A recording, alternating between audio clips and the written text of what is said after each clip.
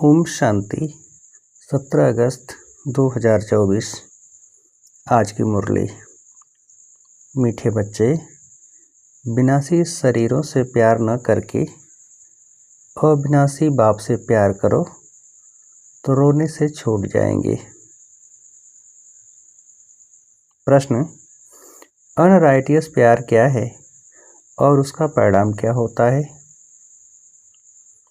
उत्तर: विनाशी शरीरों में मोह रखना अनराइटियस प्यार है। जो विनाशी चीज़ों में मोह रखते हैं वह रोते हैं। देह अभिमान के कारण रोना आता है। सतयुग में सब आत्म अभिमानी हैं, इसलिए रोने की बात ही नहीं रहती। जो रोते हैं वह खोते हैं। अविनाशी बाप की अविनाशी बच्चों को अब शिक्षा मिलती है, देही अभिमानी बनो तो रोने से छूट जाएंगे। ओम शांति। यह तो बच्चे ही जानते हैं कि आत्मा अविनाशी है और बाप भी अविनाशी है, तो प्यार किसको करना चाहिए? अविनाशी आत्मा को। अविनाशी को ही प्यार करना है, विनाशी शरीर को थोड़े ही प्यार करना चाहिए। सारी दुनिया विनाशी है, हर एक चीज़ विनाशी है।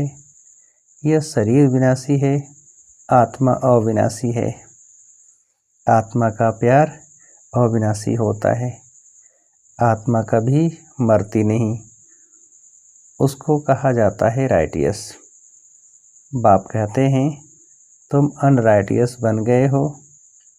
वास्तव में अविनाशी का अविनाशी के साथ प्यार होना चाहिए। तुम्हारा प्यार विनाशी शरीर के साथ हो गया है, इसलिए रोना पड़ता है। अविनाशी के साथ प्यार नहीं, विनाशी के साथ प्यार होने से रोना पड़ता है। अभी तुम अपने को अविनाशी आत्मा समझते हो तो रोने की बात नहीं, क्योंकि आत्मा अभिमानी है। तो बाप अब तुम बच्चों को आत्म अभिमानी बनाते हैं। देह अभिमानी होने से रोना होता है। विनाशी शरीर पिछाड़ी रोते हैं, समझते भी हैं आत्मा मरती नहीं है। बाप कहते हैं अपने को आत्मा समझो। तुम अविनाशी बाप के बच्चे अविनाशी आत्मा हो, तुमको रोने की दरकार नहीं।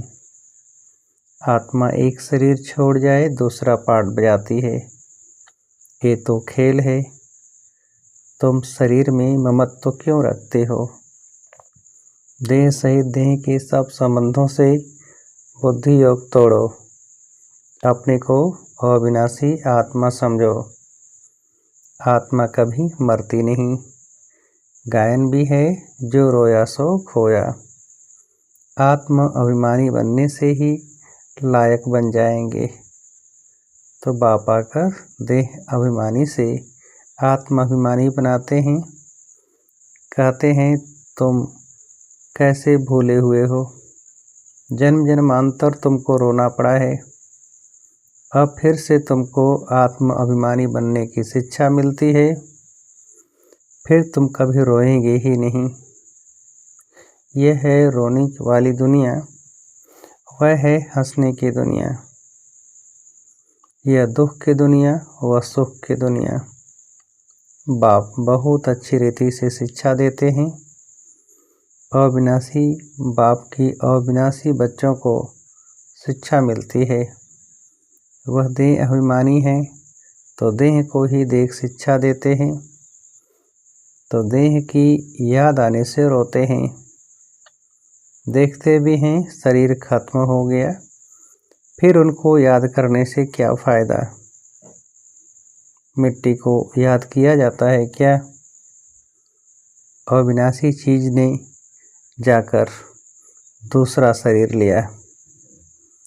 ये तो बच्चे जानते हैं जो अच्छा कर्म करता है उनको फिर शरीर भी अच्छा मिलता है। कोई को खराब रोगी शरीर मिलता है, वह भी कर्मों के अनुसार है। ऐसा नहीं कि अच्छा कर्म किया है तो ऊपर चले जाएंगे, नहीं, ऊपर तो कोई जा नहीं सकते। अच्छे कर्म किए हैं तो अच्छा कहलाएंगे, जन्म अच्छा मिलेगा, फिर भी नीचे तो उतरना ही है। तुम जानते हो कि हम चढ़ते कैसे हैं, भले अच्छे कर्मों से कोई महात्मा बनेगा, फिर भी कला तो कम होती ही जाएगी।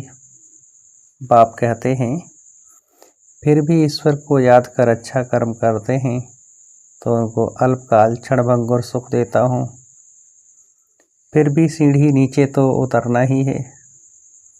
नाम करके अच्छा हो, यहाँ तो मनुष्य अच्छे बुरे कर्मों को भी नहीं जानते हैं। रिद्धि सिद्धि वालों को कितना मान देते हैं, उन्हों के पिछाड़ी मनुष्य जैसे हैरान होते हैं। है तो सारा अज्ञान, समझो कोई इनडायरेक्ट दान पुण्य करते हैं, धर्मशाला हॉस्पिटल बनाते हैं, तो दूसरे जन्म में उसका एवजा जरूर मिलता है। बाप को याद करते हैं, भल गालियाँ भी देते हैं, तो भी मुख से भगवान का नाम लेते हैं, बाकी अनजान होने कारण जानते कुछ नहीं। भगवान को याद कर रुद्र पूजा करते हैं, रुद्र को भगवान समझते हैं, रुद्र यज्ञ रचते हैं, शिव व रुद्र की पूजा करते हैं। बाप कहते हैं मेरी पूजा करते हैं, परंतु बेसमझी से क्या क्या बनाते हैं, क्या क्या करते हैं। जितने मनुष्य उतने उन्हों के गुरु हैं। झाड़ में नए नए पत्ते टाल टालियाँ आदि निकलते हैं तो वह कितना सौंपते हैं। सतोगुण होने के कारण उनकी महिमा होती है। बाप कहते हैं कि यह दुनिया है ही विनाशी चीज़ों को प्यार करने वाली। कोई कोई का बहुत प्यार होता है तो मोह में जैसे पागल बन जाते हैं। बड़े बड़े सेठ लोग मोहवश पागल हो जाते हैं। माताओं को ज्ञान न होने के कारण विनाशी शरीर पिछाड़ी विधवा बन कितना रोती याद करती रहती हैं। अभी तुम अपने को आत्मा समझ दूसरे को भी आत्मा देखते हो तो जरा भी दुख नहीं होता। पढ़ाई को सोर्स ऑफ इनकम कहा जाता है।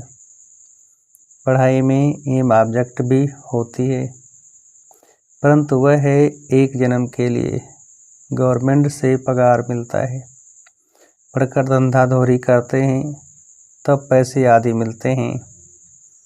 यहाँ तो फिर बात ही नहीं है। तुम अविनाशी ज्ञान रत्नों से झोली कैसे भरते हो। आत्मा समझती है कि बाबा हमको अविनाशी ज्ञान खजाना देते हैं। भगवान पढ़ाते हैं तो जरूर भगवान भगवती ही बनाएंगे, परंतु वास्तव में इन लक्ष्मी नारायण को भगवान भगवती समझना रांग है।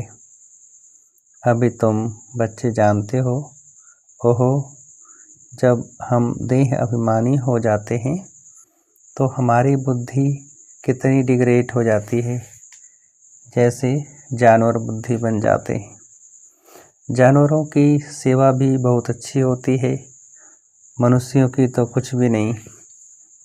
रेस के घोड़ों आदि की कितनी संभाल होती है, वहाँ की मनुष्यों की देखो क्या हालत है।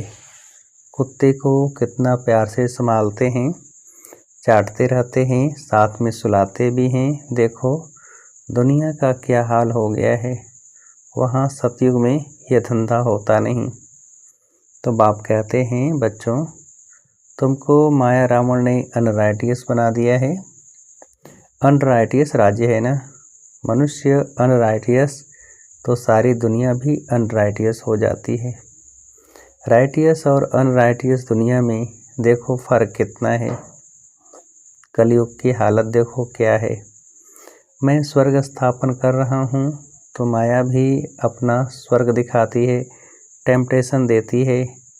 आर्टिफिशियल धन कितना है, समझते हैं हम यहाँ ही स्वर्ग में बैठे हैं। स्वर्ग में थोड़े ही इतने ऊंचे 100 मंजिल के मकान आदि होते हैं। कैसे कैसे मकान सजाते हैं, वहाँ तो डबल स्टोरी के भी मकान नहीं होते। मनुष्य ही बहुत थोड़े होते हैं, इतनी ज़मीन तुम क्या करेंगे। यहाँ ज़मीन के पिछाड़ी कितना लड़ते झगड़ते हैं, वहाँ सारी ज़मीन तुम्हारी रहती है। कितना रात दिन का फ़र्क है। वह लौकिक बाप, यह पारलौकिक बाप है। पारलौकिक बाप बच्चों को क्या नहीं देते हैं। आधा कल्प तुम भक्ति करते हो। बाप साफ कहते हैं, इनसे मुक्ति नहीं मिलती है, अर्थात मेरे से नहीं मिलते। तो मुक्ति धाम में मेरे से मिलते हो, मैं भी मुक्ति धाम में रहता हूँ, तुम भी मुक्ति धाम में रहते हो, फिर वहाँ से तुम स्वर्ग में जाते हो। वहाँ स्वर्ग में मैं नहीं होता, यह भी ड्रामा है, फिर हूबहू ऐसे रिपीट होगा, फिर यह ज्ञान भूल जाएगा, प्राय लोप हो जाएगा। जब तक संगम युग नहीं आया है, तब तक गीता का ज्ञान हो कैसे सकता। बाकी जो भी शास्त्र आदि हैं, वह हैं भक्ति मार्ग के शास्त्र। अब तुम नॉलेज सुन रहे हो, मैं बीज रूप ज्ञान का सागर हूँ, तुमको कुछ भी करने नहीं देता, पाँव भी पड़ने नहीं देता। पाँव किसका पड़ेंगे, शिव बाबा के तो पाँव हैं नहीं, यह तो ब्रह्मा के पाँव पड़ना हो जाएगा। मैं तो तुम्हारा गुलाम हूँ। उनको कहते हैं निराकारी निरहंकारी, सो भी जब वह एक्ट में आए तब तो निरहंकारी कहा जाए।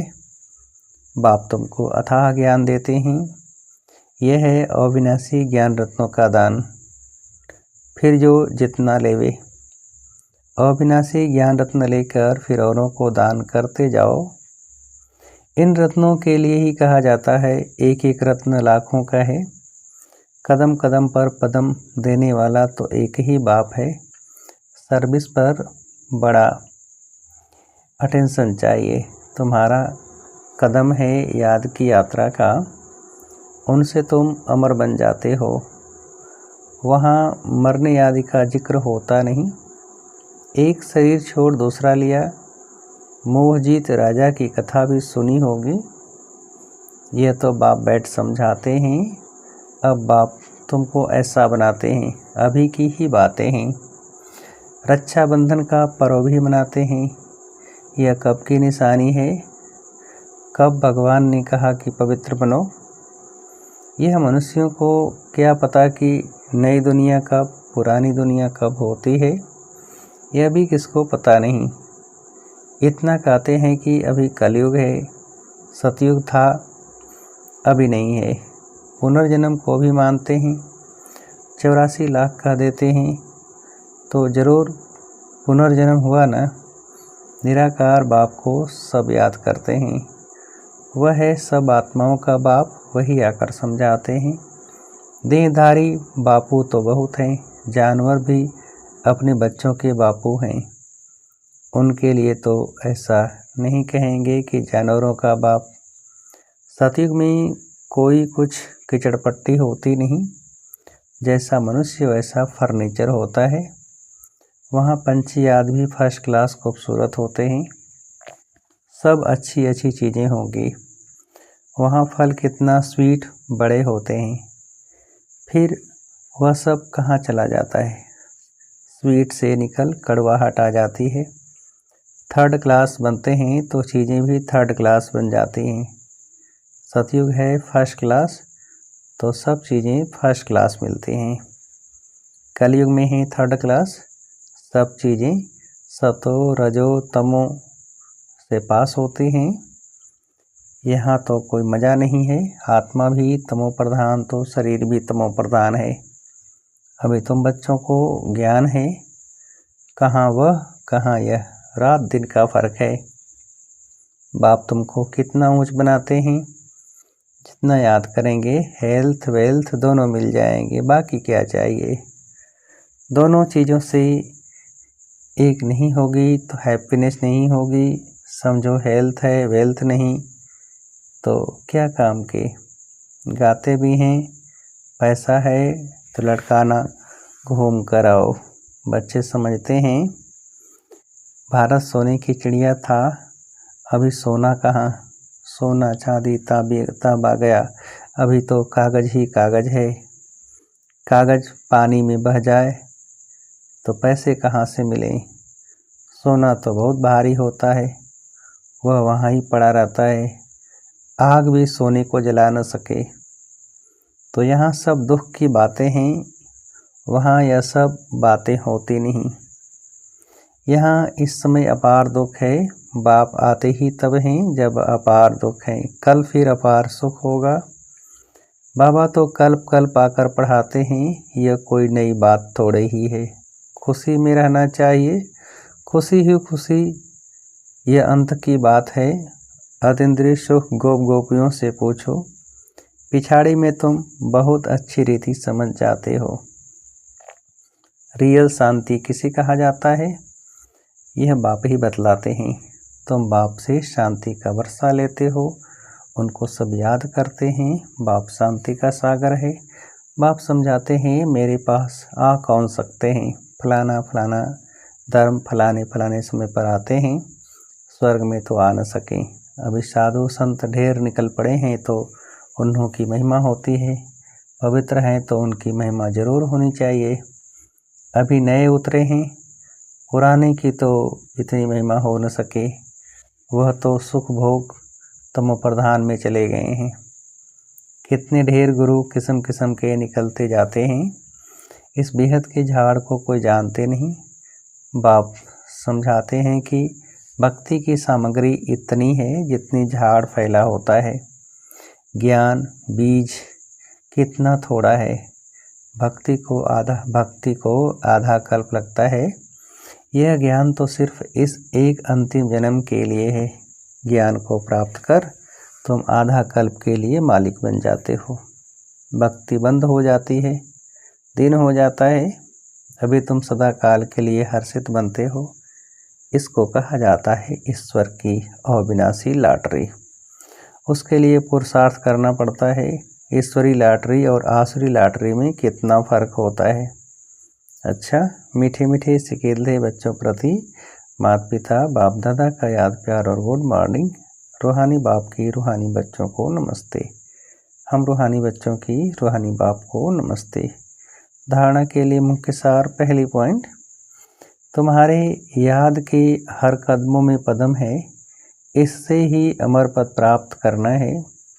अविनाशी ज्ञान रत्न जो बाप से मिलते हैं उनका दान करना है। दूसरी पॉइंट, आत्माभिमानी बन अपार खुशी का अनुभव करना है। शरीरों से मोह निकाल सदा हर्षित रहना है, मोह जीत बनना है। वरदान, हर घड़ी को अंतिम घड़ी समझ सदा रूहानी मौज में रहने वाली विशेष आत्मा भव। विस्तार, संगम युग रूहानी मौजों में रहने का युग है, इसलिए हर घड़ी रूहानी मौज का अनुभव करते रहो। कभी किसी भी परिस्थिति या परीक्षा में मूझना नहीं, क्योंकि यह समय अकाले मृत्यु का है। थोड़ा समय भी अगर मौज के बजाय मूझ गए और उसी समय अंतिम घड़ी आ गई तो अंतमति सो गति क्या होगी। इसलिए एवर रेडी का पाठ पढ़ाया जाता है। एक सेकंड भी धोखा देने वाला हो सकता है, इसलिए स्वयं को विशेष आत्मा समझकर हर संकल्प बोल और कर्म करो और सदा रूहानी मौज में रहो। स्लोगन, अचल बनना है तो व्यर्थ और अशुभ को समाप्त करो। अचल बनना है तो व्यर्थ और अशुभ को समाप्त करो। अच्छा, ओम शांति।